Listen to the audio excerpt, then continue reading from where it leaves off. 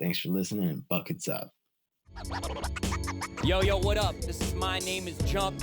Yo, it's Kairos on the BC Underground Hip Hop Podcast. BC Underground Hip Hop. BC Underground Hip Hop Podcast. Along with your host, My man's Lil Bukkit. Lil Bukkit, what's up? The idea. Yo, what's up, everybody? It's your boy, Lil Bukkit, and I'm back with the BC Underground Hip Hop Podcast. We got a special guest with us today, back for another interview. Want to introduce yourself? Let everybody know to get on your socials. Hey, yo, what up? It's Imperative. That's IMPERETIV on all social media, primarily Instagram. What up, Lil Bukkit? Yes, what's up, brother? We're just out here killing it. Bucket season. Got a Bucket snow day in Vancouver. Nobody's moving anywhere. Yeah. Okay, cars in the ditch. My homie made 20 minutes to get to the Batello. He got there, and he turned around, went right home.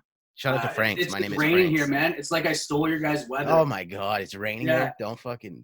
Oh, Yeah, it was like spring yesterday. It's raining here. a foot today. Yeah. A foot of snow.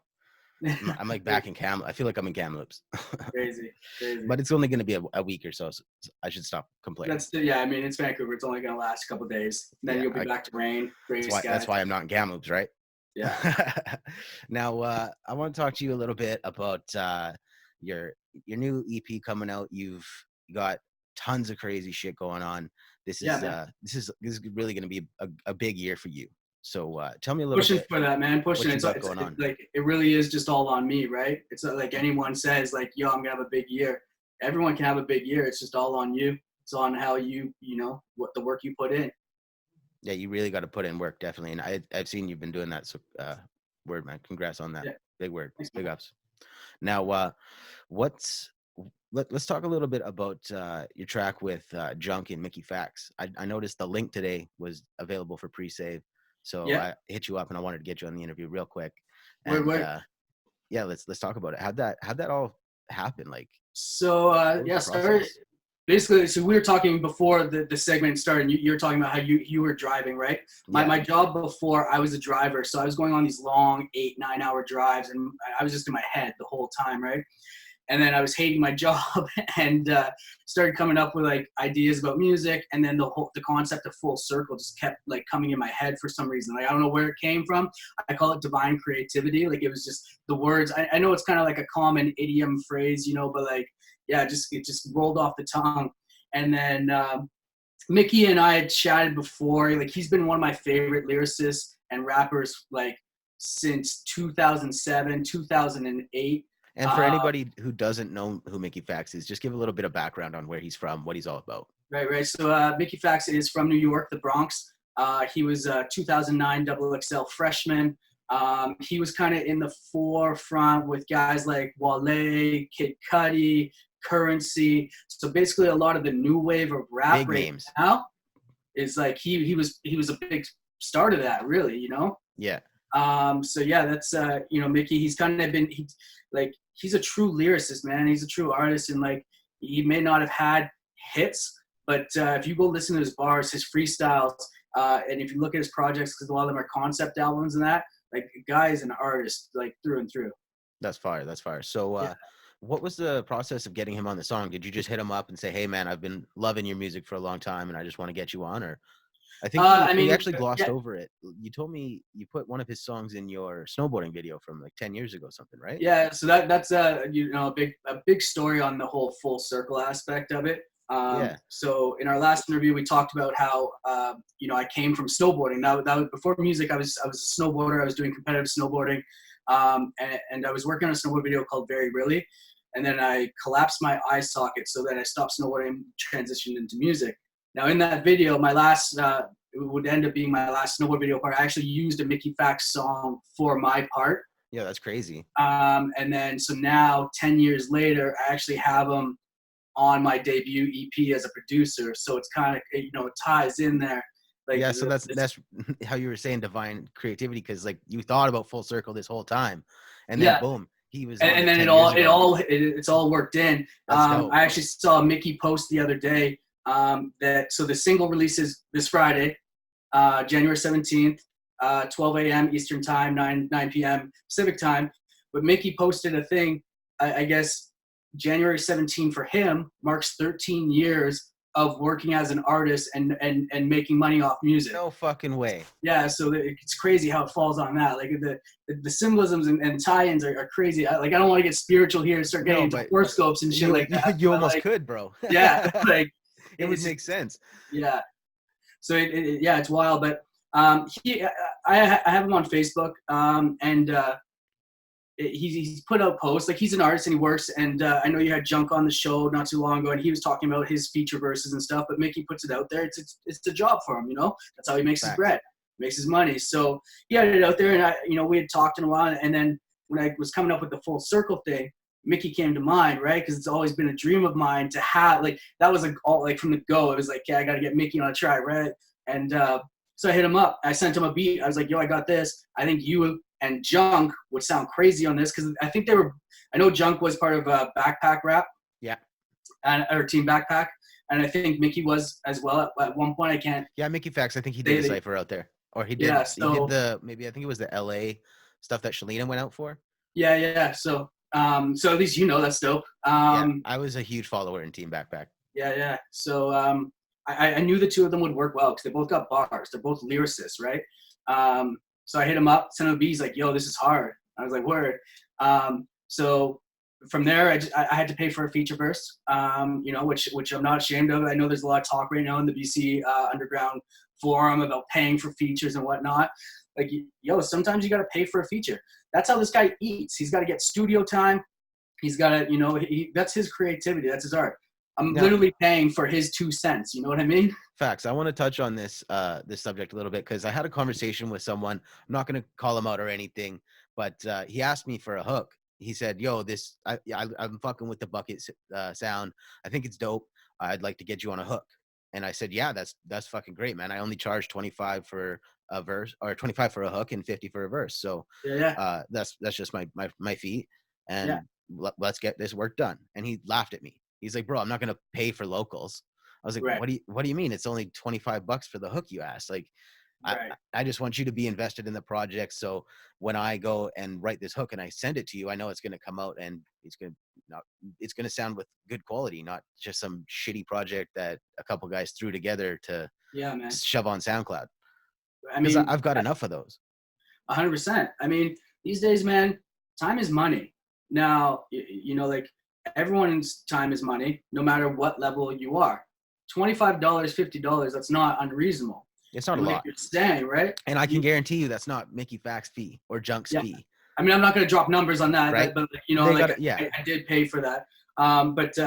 Like, your time's worth money, man. Same as when I'm selling beats. My beats are like, now from there is the conversation you can have of negotiations, right? And even on $25, $50, it sounds funny that to be talking negotiations on amounts so low. I've done a $15 verse for somebody who was just like, bro, I can't afford 50. I was like, well, what's your budget? Yeah, exactly. But the narrative could have been too, right? He's like, okay, well, yo, like, I don't have the means to pay $50 for like whatever reason.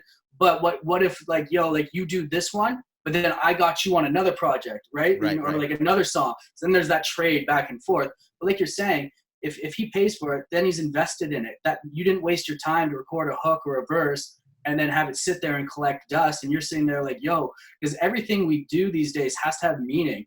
Definitely.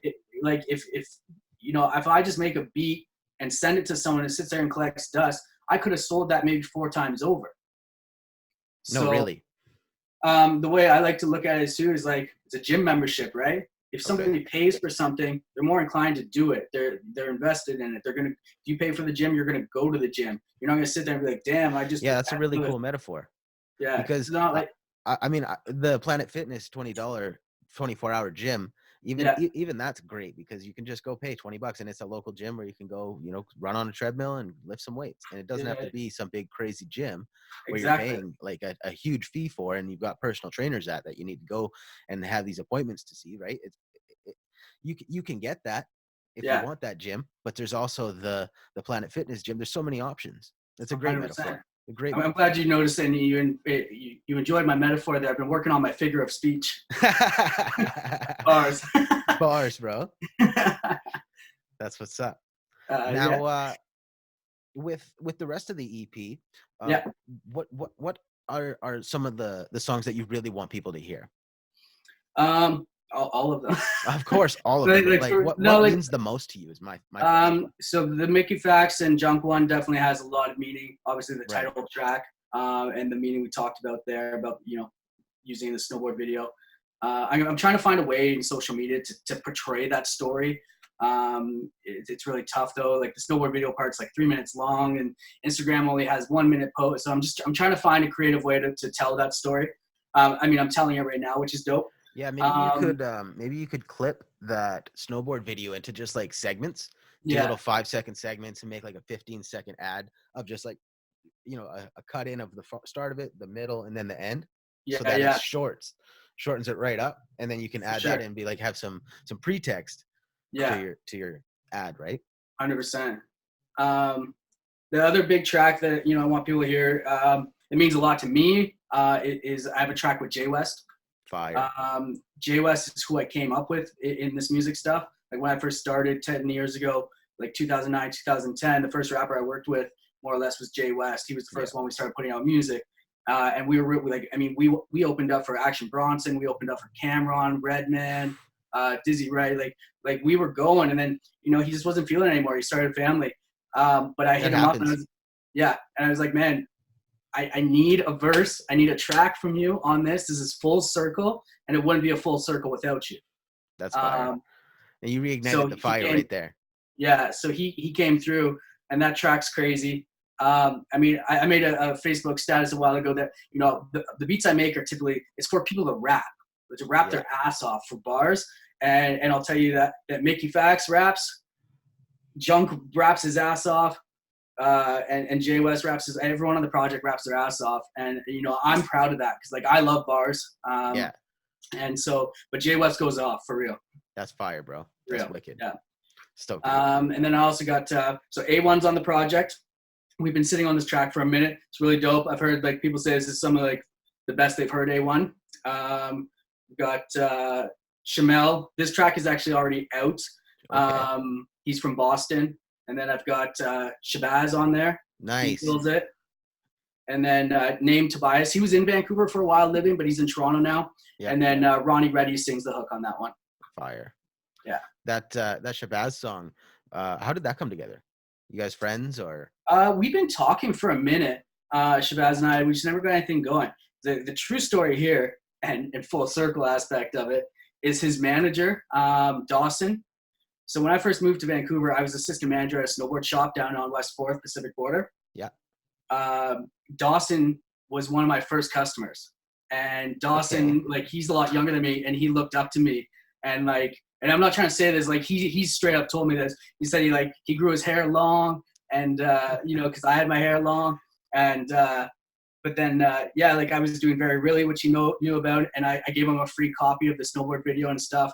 So now, that's dope, man. Years later, he's Shabazz's manager in this music stuff. Yeah. Came from snowboarding as well. So he pretty much linked it up. So shout out to Dawson. Shout out to Shabazz. That's fire, man. That's really dope to hear. Well, is there anything else you want to touch on other than the EP?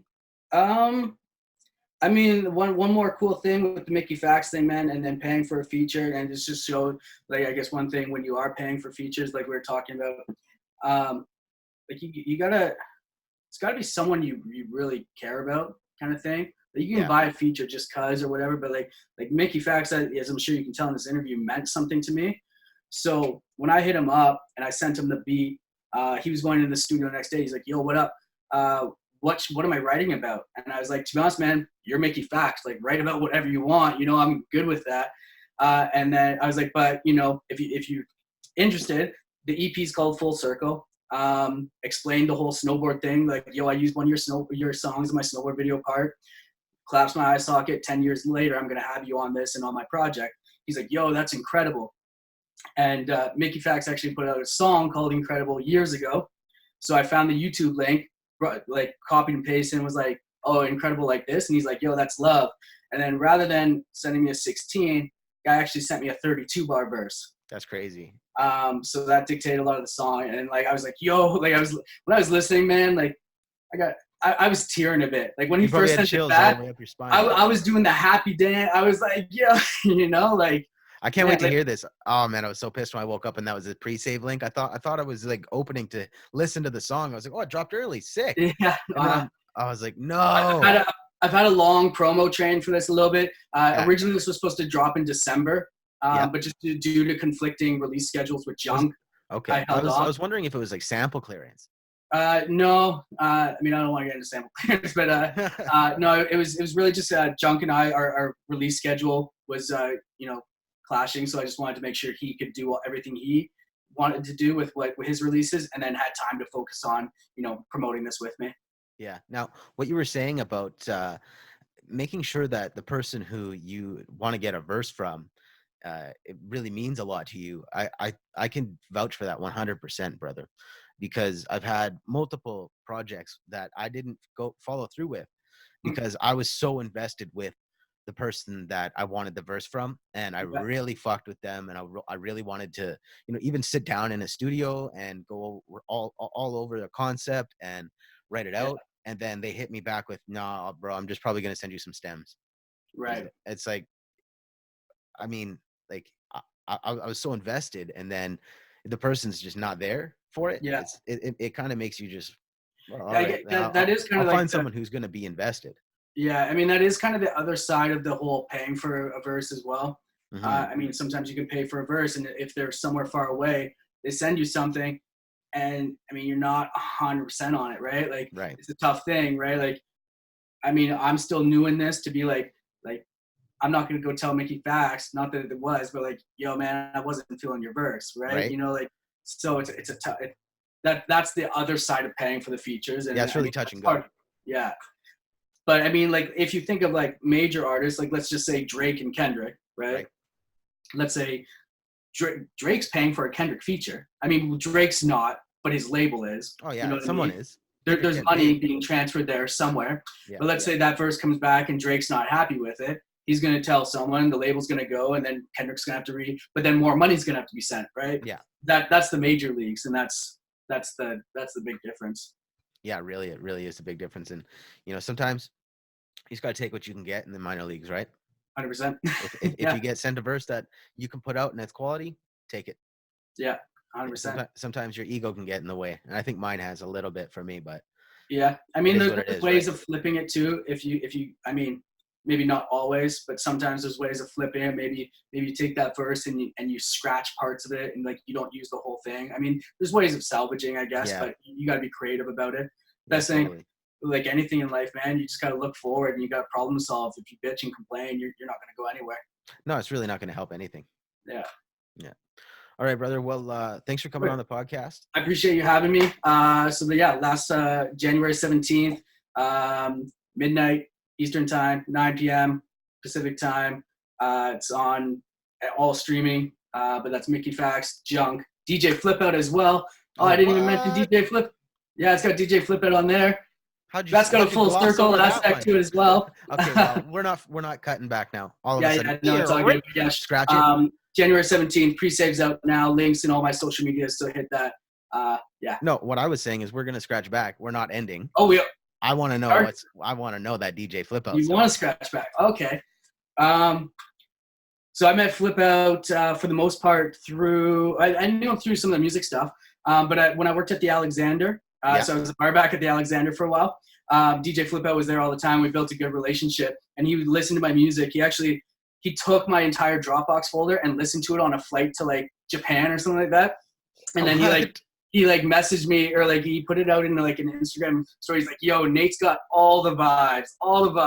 So that was pretty high. And so I've been trying to get cuts from him for a minute on something. And then this one just seemed like the right one. So even for the artwork, being called Full Circle, I put a 45 record on the artwork. Yeah. DJ Flip Out specializes in mixing and cutting 45s, so it made sense. On my birthday, it was my birthday going away party, October 20th, we went to go to a bar, but we couldn't get in. The lineup was too busy. So we went to Bodega into the basement. And now we walk in, who's DJ? And now I hadn't got the cut from Flip Out yet. Like I was stressing. I'm like, yo, I need the DJ Flip Out's DJing there. I had no idea. And he That's looks so at funny. me. He's like, yo, I'm getting those cuts for the track. I'm like, don't worry, man. It's all you showed up out of nowhere. It's like, brother, yeah, I want those cuts. He's like, oh no, I got it. It's all good. So anyways, I'm sitting there with all my friends. We're partying. We're drinking. All of a sudden, the song comes on, and I'm like, yo, I know this song. Yo, I know. I was like, yo, this is my song. That's and so fire. so he threw on the track like pre his cuts, but it had the rough Mickey facts. It wasn't even mixed. It wasn't mastered, anything. But no one batted an eye. Everyone was like rocking out to it, like it was meant to be there. Oh, so man, that was that's dope. such a dope feeling. Yeah.